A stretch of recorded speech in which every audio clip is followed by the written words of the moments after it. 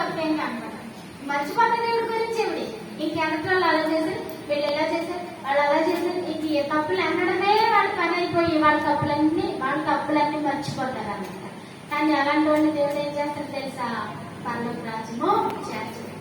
అక్కడ మాటలు ఇక్కడ అస్సలు చెప్పండి, ఎవరి మీద విరోధంగా చెప్పండి. నేను చెప్పాను కదా, ఒక స్త్రీ ఉన్నారు నాకు తెలిసిన సిస్టర్ గారు, ఆవిడ ఎవరి మీద విరోధంగా మాట్లాడారు. ఆవిడ మీద విరోధంగా మాట్లాడే వాళ్ళ గురించి కూడా ఎలా మాట్లాడతారంటే పాజిటివ్ గానే మాట్లాడతారు. ఆవిడ అన్నారు కదండి, ఆవిడకి అలా అనిపించిందేమో, ఆవిడ అనిపించిందేమో అలా అన్నారు కానీ అని అంటారు. అంటే ఆవిడ ఆ మాట చెప్పడానికి కూడా, అంటే ఒక వ్యక్తి మీద విరోధంగా చెప్పడానికి ఆవిడకి అసలు ఇష్టం లేదు. అందుకనే ఆవిడ అలాగ తన నోటిని కాపాడుకుంటూ ఉంటున్నారు. మరి మీరు అలా అంటున్నారా? అలాగే ఉండాలి.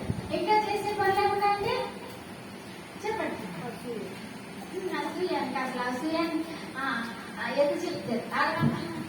అసూయ ఒకటి ఆడవాళ్ళకి తలంపుతారంటే ఆ రీతిలో ఉండాలి. అవునా?